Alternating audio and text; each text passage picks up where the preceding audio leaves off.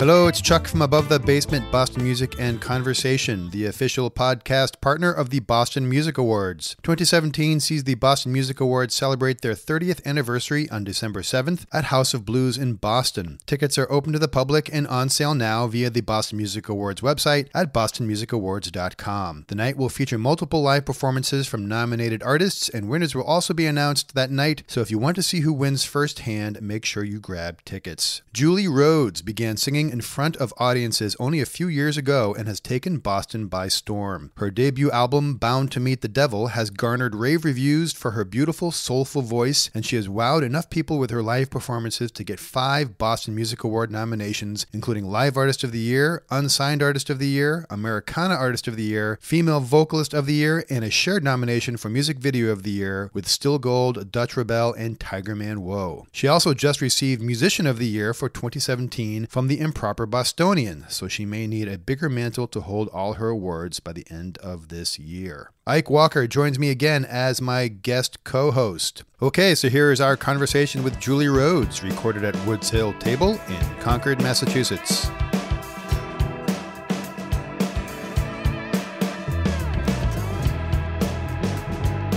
You won an Improper Bostonian. Yeah. Musician of the Year or something. That's pretty awesome. Yeah. That's sweet. I want to get into the Improper Bostonian. I've emailed them about interviewing me because I'm so awesome.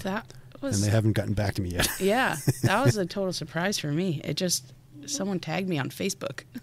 And it's like, you're Musician of the Year. And I'm like, what? Out of the blue? Had they interviewed you? No. Yeah. That's sweet. When was that? I want to say maybe 3 or 4 months ago. Okay. Yeah. Oh, just recently? Yeah. Oh, it was 2017. That's this year. Oh. So where are you coming from? I'm coming from Woburn. That's where you're originally from? Yep. You grew up in Woburn? Grew up in Woburn, yep. And that's where I'm living right now. I've been to the movie theater in Woburn. Oh, I used me to go too. there in my high school years. Oh, me too. But it's probably before your time. It's a lot different now. It's pretty fancy. Is it fancy? I haven't been there in a while, but I've heard. Do they have those sit-down seats? Like the recliners and stuff? We talked about this, but I haven't been on one of those yet. Yeah. Well, I grew up in North Carolina, so I've only been going to Woburn for, but I know how to pronounce Woburn, so I've there got you that go. going for me. But not like That's a true a true East Coast, a Northeasterner. No, I'm a Southerner. Otherwise, when you'd say it comes down to it. Woburn, yeah. So born and raised? I'm working on it. Yeah. In Woburn. Yep. Thanks for coming out. Especially it's kind of a rainy, crappy night. It's supposed to be like a tropical storm or something, isn't it? Oh, really? Yeah, we're getting some rain tonight. Batten down the hatches. We lost power last night. Oh, really? Yeah. I don't know why. I'm thinking aliens. Probably. Yeah. They do that sometimes, don't they? Yes. It's an exciting year for you. It has been. But I think last year was an exciting year for you, too. It's been an exciting couple years. I can't even tell the two apart. It just feels like one long year. But a good year. Yeah. But a good long year. Good long year. You are nominated for, 4 or 5? 5, and I'll say a quarter. 5 and a quarter. Yeah. What's the quarter? The quarter is Unsigned Music Video of the Year, which was a collaboration with 3 other artists. So that's the quarter. Which video is it? The song is called Feels Like Home. Okay. And the collaboration is with Still Gold, Dutch ReBelle, and Tigerman WOAH, who are my homies. So we've had Mo Pope on. Yeah, awesome. Yeah, he's fantastic. He is fantastic. And I think he just got back from London. He did, yeah. They were doing a tour there. I think there's an event tonight, or there's something coming. Oh, it's Friday night. They're doing like an orchestra thing, no? Yeah, it's Friday night. Oh, man. They're doing. Yeah, he said he's always wanted to play with an orchestra. That's probably going to be amazing. Yeah. And I met Dutch ReBelle at Tremont Takeover. Cool. Later that evening. We met at Harmonix office. Oh, okay. Because we were on a compilation, the record company, compilation. Yeah. We've talked to Matt MacArthur. Awesome, great guy. Mm-hmm. But they were able to get some of these the songs from the compilation onto Rock Band, and they had us into Harmonix. Harmonix with Rock Band, I know that. And so I met Dutch ReBelle in Harmonix. We were playing our songs, and she called me Julie on the drums, and that's actually a line in the song. Julie on the drums? Yeah, a line in the song Feels Like Home, which I think is kind of cool. Oh, that's cool. Yeah. Last year, I talked to Allison Keslow. Okay. She was nominated last couple of years. She's been nominated for Jazz Artist of the Year. Cool. And these are Boston Music Awards. Boston Music Awards, okay. Yeah. So she was nominated again this year. Cool. And I was the one who told her last year that she was nominated. She didn't know. Wow. I texted her. I did the same for Allie McGurk this year. So how did you find out you were nominated for 4 1/4? This is a fun story, actually. At the time, I was working at this company, and one of my coworkers was Dave, the singer from Bearstronaut. Oh, yeah. So I had no idea that I was nominated last year, and I'm at my desk, and he comes up behind me, and he's like, "Congratulations, Miss Rhodes." And I was like, "What does that mean?" And he was like, "You don't even know yet." Told me to look it up, and I saw that I was nominated for like 4 things, and then found out that we were in a category together. Uh-oh. So I did get fired from there, but not because of that. All right. That's okay. I got fired last year, so we're all in the same boat. Yeah. It's hard to keep a job when you're trying to tour and do the whole thing. Yeah, I bet. Yep. We're going to get into that I hope tour thing. But no future employers are listening right now. No, they want to hire people like us. We're the creative types. I feel like it's very seasonally appropriate here. Yes. It's Halloween's a couple days away. True. And we can talk about your album, Bound to Meet the Devil. Yeah. You know, it's a very spooky Halloween kind of title. Yeah. So I've been listening to the album a lot. It came out like early 2016. Yep. Yeah, I really dig it. Thank you. Was that a pun on purpose? Because of all the digging references? That was unintentional.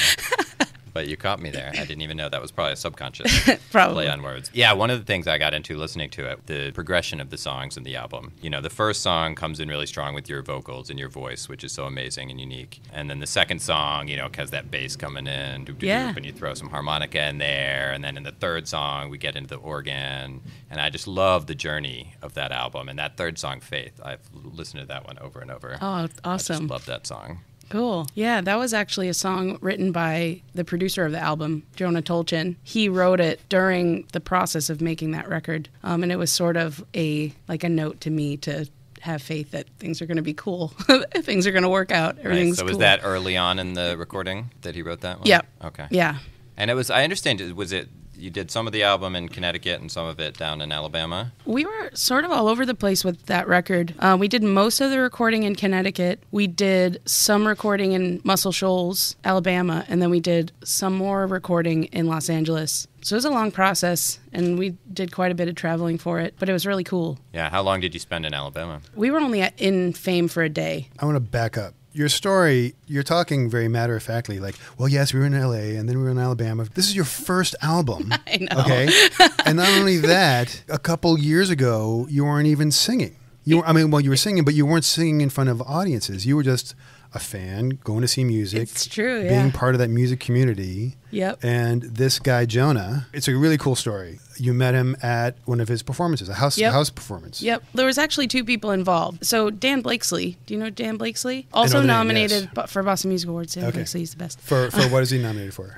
I think Folk Artist of the Year. Dan and Jonah were on tour together, and Dan was the one who was trying to remember the song lyric, and I sang it, and he was like, "You should write a song." And I was like, "But I can't. I only know 3 chords." And he's like, "You know how many you need? Not even that many. Mm-hmm. So go do it." And I went home and I did it. That night I wrote my first song, and I sent it to both Jonah and to Dan and just said thank you for the inspiration, because that's what inspired me, was that house show.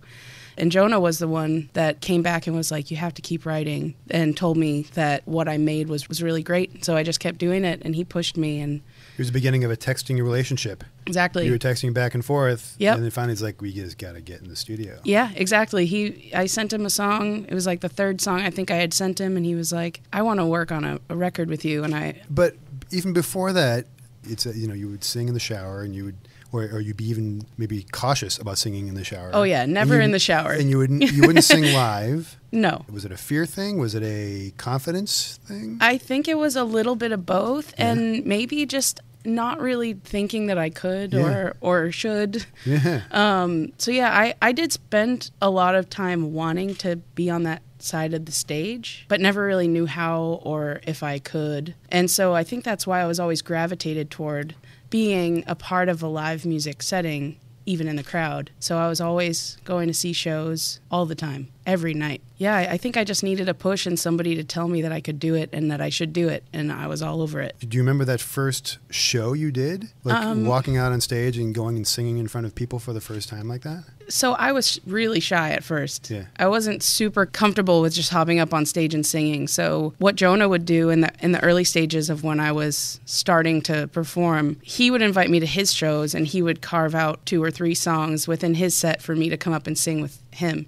So before I ever played my own shows, I was doing 1 or 2 or 3 songs with him. Into it a little bit. Yeah, but I do remember the first time that he invited me up on stage to sing a song at the Burren in Somerville. Yeah.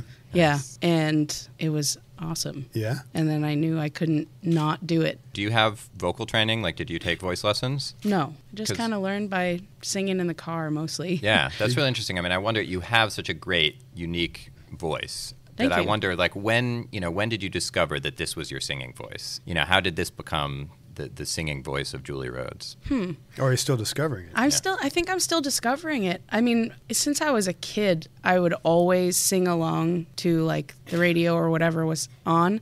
And I always tried to sing like the person singing. Like I tried to mimic their sounds. And I think that's how I developed the ability to have some, I guess, sense of control or whatever. But I think now I am just doing whatever comes out. The type of music that you sing, bluesy, Americana, there's a lot of kind of riffing in there. You know, some humming and hawing and whatever, you know, so was that a new experience for you, just kind of riffing off of things rather than something that's scripted, written down, just singing the words, you being able to just kind of scat over whatever you're hearing? Well, there was a couple, I guess, instances of both. Yeah. So, like in the song "Holes," there's like some humming in that, and that was written. But then there's some more riffing, like say at the end of "Collector Man," which is just sort of improvising and because that takes guts too. That improvisation. So much. We made the album even before. It might not have been before that first performance, but it was definitely before my first show ever. So we had already started making this record, and so I was pretty afraid when I was singing those songs. It's unfortunate because I can kind of just hear it. When I listen back, I can hear how just fresh I was, how new I was at projecting. But I can remember being in the studio and getting to those parts where I'm like riffing on stuff and improvising, and everyone is in the control room and they're like, yeah, like cheering for me and like trying to get me to like go bigger. And so that definitely helped. It's an art form being able to do that. You all played it once? You did? Yeah?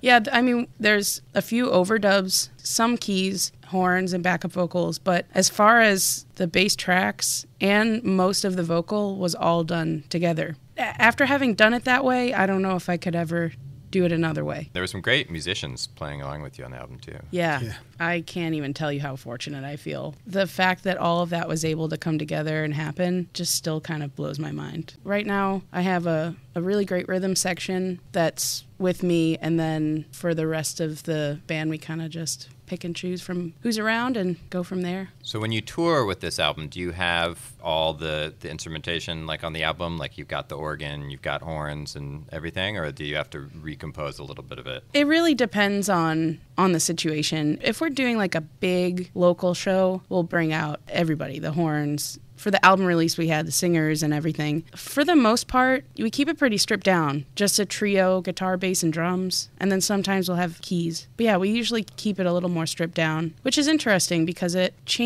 does change the feel of a lot of the songs because there's just certain parts that aren't there. A lot of times it just makes it more energetic, I think, because everybody's putting in 110% to fill in all the space. Sure. So I read that when you went in and started recording the album, it was just you. Was it Jonah just playing acoustic guitar? Yeah. You grew up a fan of not roots music, and not that you didn't like it, but you listened to. What did you listen to? Like pop punk and ska and that kind of stuff. So when you went into the studio and you're playing with the acoustic guitar, was it doing the same kind of music that's on this album, but with a pop sensibility? When did this decision turn to make it sound bluesy and Americana, or did it kind of come out that way originally when you wrote it? Almost all of the songs that I've written really started out more like folk songs. Mm-hmm. And it wasn't really until we brought the forms to the band. Nothing was really rehearsed. We just went into the studio and everybody just kind of gave it what they were feeling.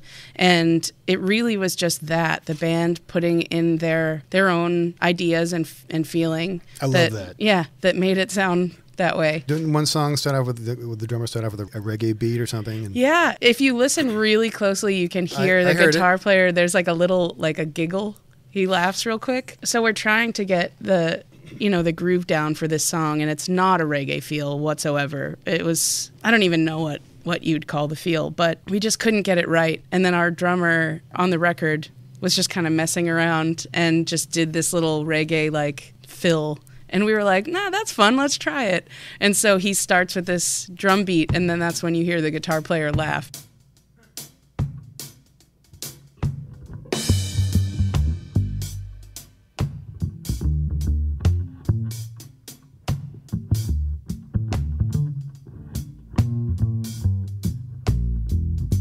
Hey, stranger, how'd you get that hold on me? I was minding my mind so carefully, but you stole it so easy.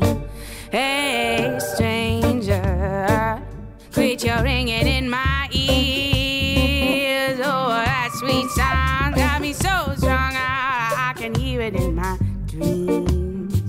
It's like a force of nature, some magnetic pull. Ooh, I'm tugging at a rope, digging down my heels, but it ain't no good.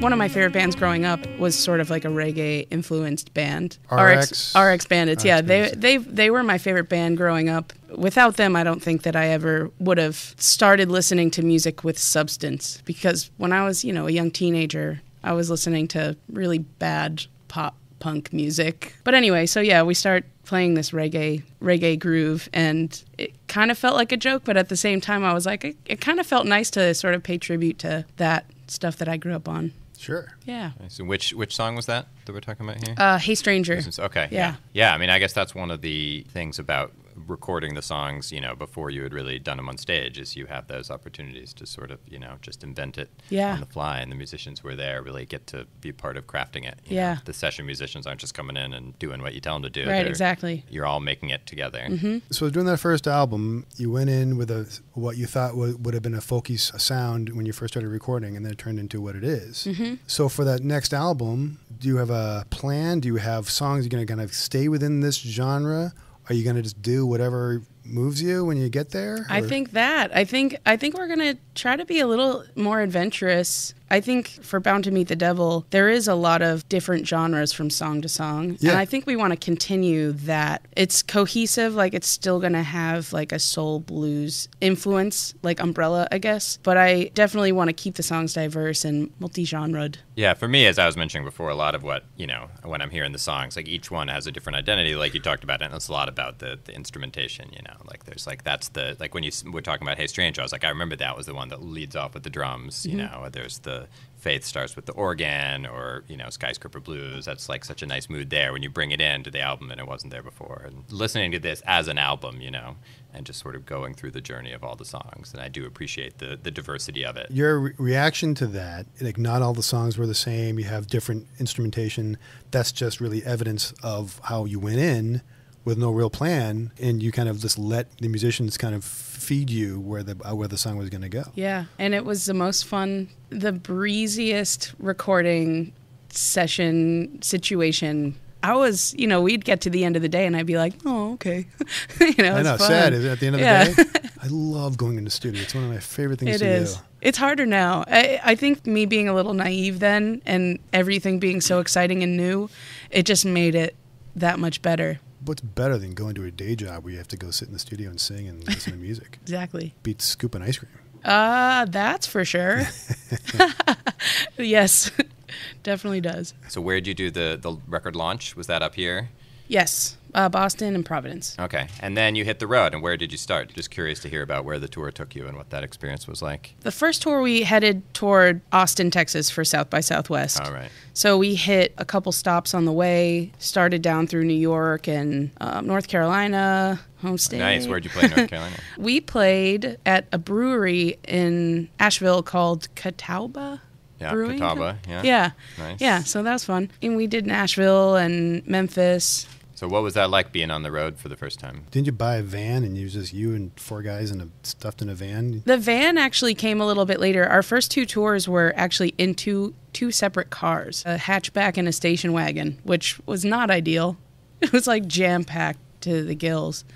About a year later, we got the van and started touring in that. That sounds more practical. I feel like with 2 vehicles, that means 2 people always have to be driving. And it's harder to get your Z's in when you do that. But with that kind of goes back to your roots. You said that you travel for music. Or you did.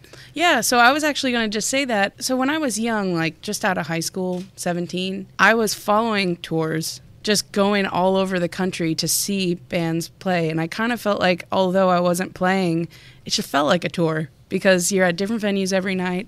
You're driving, staying in hotels or in the car or whatever. You would follow a band around the country?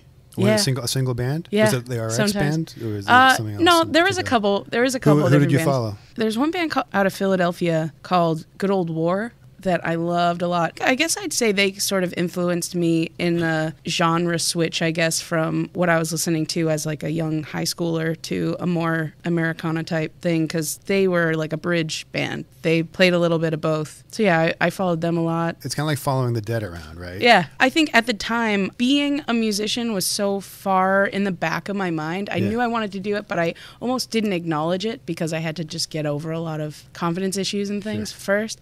In the back of my mind, I didn't even really know why I was doing it. I just like wanted to be there and wanted to do it. Are you starting to see people following you around on the road? Yeah.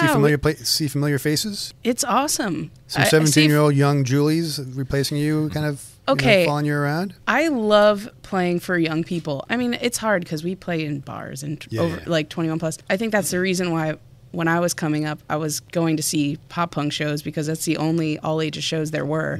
We played a festival recently where there was all these young kids. The festival printed out these autograph books for them to like go up to the artists after and like talk to them. It was called Mad Love Festival, by the way. They're great. I got to meet all these kids I watched them while we were playing, and you could just tell that they were being changed by getting to see this music at such a young age. So I love playing for young people. It's so cool. You mentioned how you felt like when you would go see these bands as a kid, you said something about them watching you. The band watching you, like as maybe not. You didn't say that? I'm trying to think. I probably said something like that. I'm trying to think of what I said. Well, I think it kind of bends into the community, the music community. Yeah. The audience, that's part of that community. Yeah, absolutely. And it's a beautiful thing, especially to your point, for the kids. It's the same thing happened to you. I mean, you were a little older when it happened, but it doesn't matter how old you are. If the musician on stage points to you like, you should be doing this. Yeah, right. I mean, that's an amazing thing to have happen to you. Yeah, it's incredible. And I wish that I would have been able to have that as an even younger person and,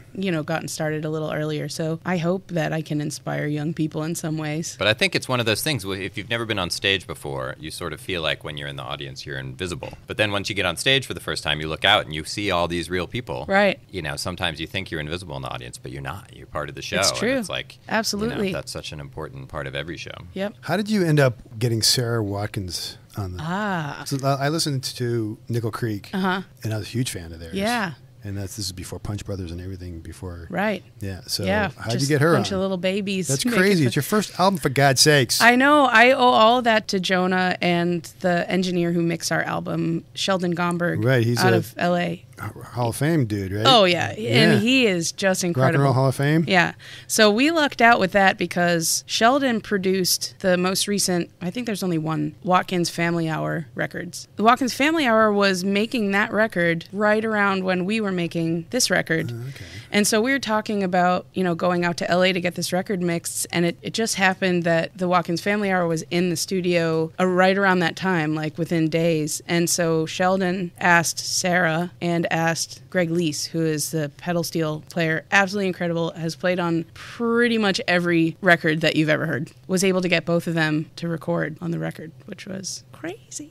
I was always I'm a huge Sarah Watkins fan, and I didn't even know at the time how much of a fan of Greg I was. I didn't know that it was his playing that I was hearing on all these like Jackson Browne records and things. He's a guy. He's a slide guy, and those Jackson Browne songs? Everything. Eric Clapton. We've all heard him. Yeah. Oh, we've all heard him. That's cool. Yeah. on her first album. Yeah. For God's sakes. It's pretty awesome. Yeah, I love hearing Sarah's fiddle on that was on the Skyscraper Blues, right? Yep. Yeah. Can't miss it. I recognized it. Yeah. I'm like, cool. I wonder which one it is. I'm like, oh, there it is. I heard it. Yep. I can tell.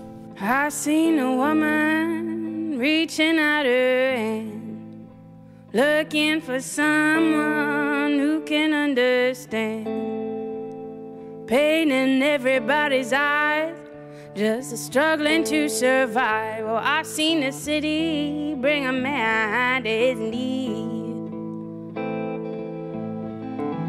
I seen the beggar outside the corner store, shaking the coin at the bottom of his paper cup. Ain't got money for to eat, or he ain't got a bed to sleep. Oh, I've seen the city bring a man to his knees. And I seen a liar on a ladder, climbing higher and higher, like nobody else matters. And I seen an honest man in the dirt, I seen the devil hard at work. Oh, I seen the city bring a man to his knees. You know, I've been going to more shows in the city. Cool. Like, where do you go? When you go see a show, where do you go? As a musician, I'm like kind of broke. As much as I love Sinclair and venues like that are my favorite ones. Yeah. But if I'm going out on any given night, it's probably to like State Park or Atwoods. Weren't you playing there in November? Yes, that's Sinclair? Yeah. Yeah. yeah. I think places like State Park and Atwoods that have like really quality, great music. Do you go to Lizard Lounge ever? And, once in a while. Toad's always a fun hang. Toad is, I think, where you see all of the other musicians that exist in this Boston music scene. Always go through Toad. You play guitar, right? Yep. You play guitar when you're on stage? No. No, so you're just singing. Yeah. But you play to write. And yep. Do you ever just kind of get together with other singer-songwriter musicians and join them for a gig here and there, or? All the time. Yeah. It's usually a spur of the moment thing. It's not usually a planned thing. Although sometimes it is. Tomorrow I'm actually playing Matthew Stubbs and the Antigua's Downbeat Mondays. At the Sinclair Kitchen. Yeah. So I'm going to be sitting in with his band tomorrow. But things like that happen all the time. I feel like I'll go to any show and somebody will ask me to come up on stage. I see people playing with other people all the time now. That's what makes it... Thunder Road, at Toad, at Lizard Lounge. I'm like, weren't you in this other band? Like, why are you singing with her now? And why is she in that? And that's what makes it special. It is. You know? I think a music scene, everybody's sort of playing with each other is so much better than everyone competing with each other. Yeah, so. I totally know what you mean. Yeah. Because that's when the magic really happens. It's true. It's absolutely true. I mean, that house show that I saw Jonah and Dana. Perfect example, yeah, right? It wasn't, the music was incredible, but what stood out to me the most is the fact that there was so many other musicians in the room I didn't even know yet. I know they're all dear friends to me now, but I didn't even know them yet. And Jonah called one out at a time and said, like, hey, come up and play a song. And so you'd hear a song by Haunt the House, or you'd hear a song by Dylan of the Horseside Men. That was kind of what made me think, I want to be a part of this, and I think I can. I think that whole community aspect and collaborative aspect is what made it possible for me, I think. So I wonder if Boston is at all unique in that way. Is it like this in every city, or is Boston, are we in that sweet spot of like, it's not too big of a city, not too small of a place, that there's a lot of musicians, there's a critical mass, and they all sort of network and know each other and have this community. Yeah, I think it's something so special here in New England that you don't really get in other places. And I honestly think it's just because the states are small,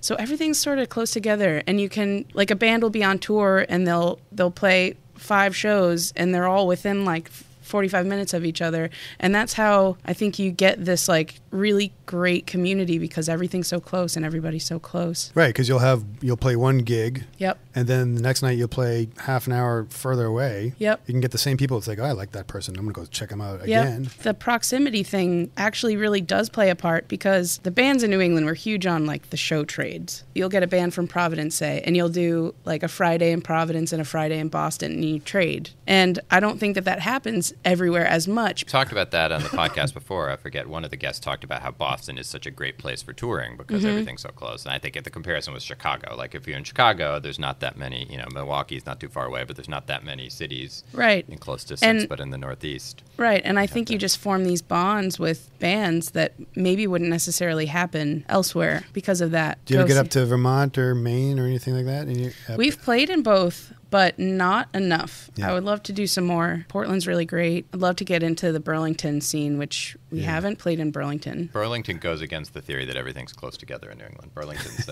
that's true. A little bit further away. That's true. A little bit further away. But worth the trip. That's true. But it's a destination. Even though it's far away, I mean, it's not terribly far away. No. It's like three and a half hours. So it's not terrible. And you can hit all these different places going up there. One thing I'm wondering, you talk about how at all these gigs, everybody knows each other and you'll call somebody up on the stage. I'm wondering, is that always a good thing, or has there ever been somebody who's put you on the spot where you're like not feeling it and like, maybe you have a cold or like, and so what do you do then when they call you out and you like don't want to do it? This literally just happened like 3 days ago. I was seeing some friends of mine at Loretta's last call for the country club residency, and I got called on stage by the band, and I just was not feeling like I could do it justice. So they had the crowd like chanting my name, and I was like, I can't do it. I'm sorry. I love you, but I can't.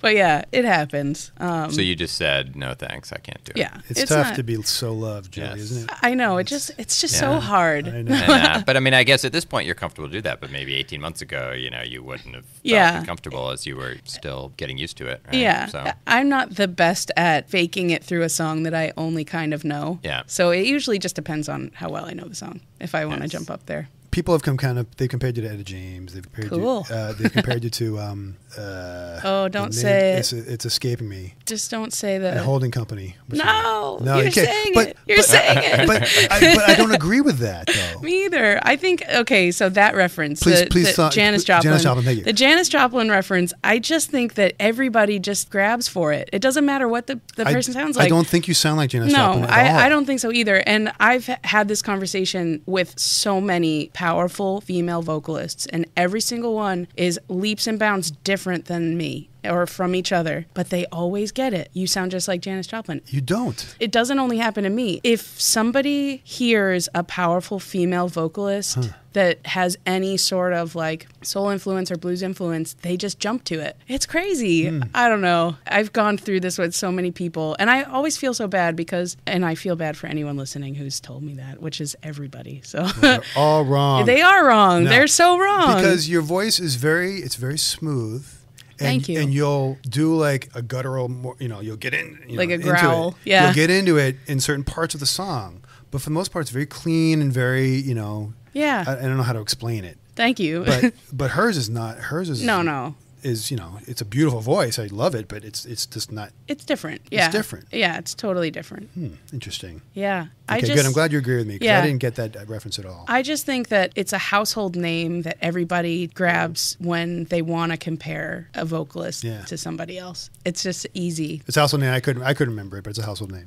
Yeah, and I think I have a problem with names. We have a limited vocabulary in terms of describing somebody's the royal voice. We, or is that me? Yes. In general, everybody does. If I were to describe Julie Rhodes' voice, to somebody who's never heard your voice, it would Celine Dion. It would be a hard. Exactly. It would be a hard thing to do, and so that's what people, as a crutch, they'll mention other past artists, and it never quite fits. I mean, to me, it reminds me a little bit of how everyone wants to compare, like look at children and say which parent they look like. Right. They have your nose, and I'm like, they look like themselves. My kids look like themselves. They don't look like me. Yeah. Are you finding that guttural emotion that you're kind of putting at the end of words or at certain parts of the lyric? Are you finding that kind of creeping in more into the way you sing? Definitely, the more shows that I play, and it's not. You kind of really belt it out, and is it a natural thing for you, or do you reach for it, or? It feels natural, but I wouldn't normally jump to that as much if I wasn't playing with like a pretty rockin' louder band. So it really just depends on the energy level of the song. If the band's like, you know, really going at it, and that's kind of when it brings out the more growly, belty stuff, which is cool. But maybe for the next record, you might hear some more low-key Julie Rhodes singing. So when maybe, is this, I don't know. We'll see. Are you in the studio now? We're still in the writing process right now. But you have a plan? Do I have a plan? Yes. No, not really, no. Not yet. I think a plan will take shape once the songs start to come together. Are you singing the songs live right now? Nope. I mean, we're really early on in the stages of... But you won't try a new song out in an audience just to... I have mixed feelings on that. I think it depends on how far back in the process you are. Because if you're playing a lot and you're playing your new songs a lot and then you're releasing an album like a year later after the whole process is done and everybody already knows the songs, is it as exciting? I don't know. I have mixed feelings. So if we come see you in the Sinclair the day after Thanksgiving, you won't be playing the new songs that we haven't heard before. We don't even really have any complete new songs. Right. We have a lot of chunks right now. What are you going to do tomorrow night with Stubbs? A mixture of covers and original stuff. Yeah, his band's learning some of my songs, which we've done it before. It's so cool. It's such an interesting thing getting to play with completely different. I mean, Matt, his whole band is like super psychedelic. And he always cool. has a new artist with him every time there. On those Mondays. So I saw him with Duke, Levine. Yeah. I saw him play there. He's a hard-working dude, that Stubbs. I'll tell you. He is. I see him all over the place. Yep. That's tomorrow night. And then the 24th at the Sinclair, right? Also with Matt. Yeah. Also with Matt. Yeah. For his album release show, which is going to be fun. And did I see that you're playing a gig at Treehouse Brewery? Yeah. Coming up? Tell me about that. I love Treehouse. Where is that? That's out in Monson, Massachusetts. Or no, it's in Charlton now. It was in Monson. Western Mass. Great beer. It's really good stuff. People wait in line for hours. Really? Oh, that's good to know. Yeah. I have actually never been there. I have a friend named Pete Alexi, who is a guitar player for a band called the Curtis Mayflower. He works there and asked us to come play. Sweet. So I'm excited for that. I've never been there. So you don't know what the space is like? Or I recently saw a video of Pete actually playing there outside, so I got to just see it just barely. But it's in December, so we're probably not playing outside. Probably inside, I would imagine. Are you going to sing at the BMAs this year? I don't think so. But you sang played last year, yeah. But if there is any pre-shows or after shows, you probably will see me. Okay. Cool. And you never know when somebody's going to call you up on stage, you know. That's true. Well, we are the official podcast partner of the BMAs. That's awesome. And we have a bunch of BMA artists coming on. That's BMA so great. nominated artists. And you are our first of the chunk of BMA artists. Cool. So congratulations on the nominations. You were nominated for, let me just make sure I get it all right. You were nominated for Artist of the Year, Unsigned Artist of the Year, Live Artist of the Year, Americana Artist of the Year, and Female Vocalist of the Year. Yes. And a quarter Plus for the video. And a quarter for the video. 5 1/4. And you're the 2017 Boston Best Musician for the Improper Bostonian. Pretty cool. A lot of awards. You need to get a mantle. I know. I only have one. I only have one physical award from last year. They have the same one, right? Those are so cool. Really cool. Tell me about really it. cool. I wasn't It there says It just says Boston. It's in like metal, some kind of metal. If you actually go online to YouTube and you Google Boston Music Award, like making it, they show you how they make it. And there's this guy, I think in Boston, that does it. It's like 3D printed or something like that. And it's an amazing video, nice. and it's a gorgeous. It's beautiful piece. Yeah, I have it on my shelf. I always appreciate it when the actual award is something you'd want to have. Yeah. Yes, it's heavy too. That's good. It should be heavy. It's heavy. Yeah, you don't want something light and flimsy. No. Well, congratulations. Thank you. Good luck. We wish you the best of luck. Thank you so thanks much. For coming on. Thank you. This has been fun. And we'll see you at the BMAs. Definitely. Yes, for sure. Excellent. Cool. All right. Thank you. Thank you.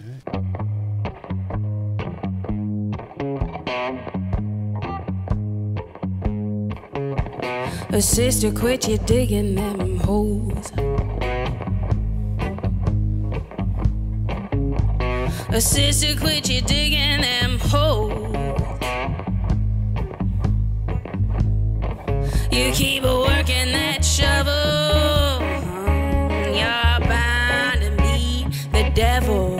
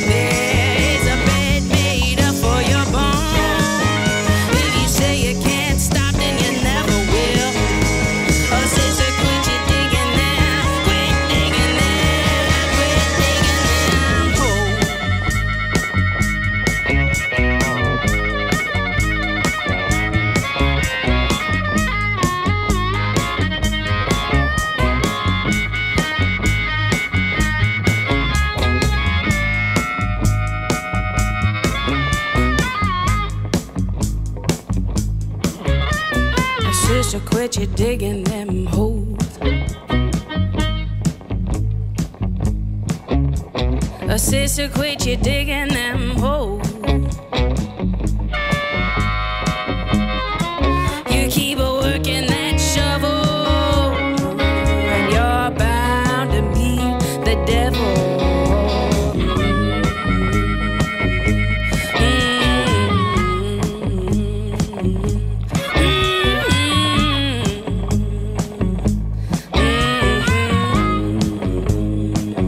Find out more about Julie at julierhodesmusic.com, where you can see where she is performing and purchase her music. A special thanks once again to my co-host this week, Ike Walker. Go to abovethebasement.com, where you can sign up for our newsletter, listen and subscribe to our podcast, like our Facebook page, follow us on Twitter, and look at all the nice pictures we post on Instagram. We are everywhere. On behalf of Ronnie, Ike, and myself, thanks for listening. Tell your friends, and remember, Boston music, like its history, is unique.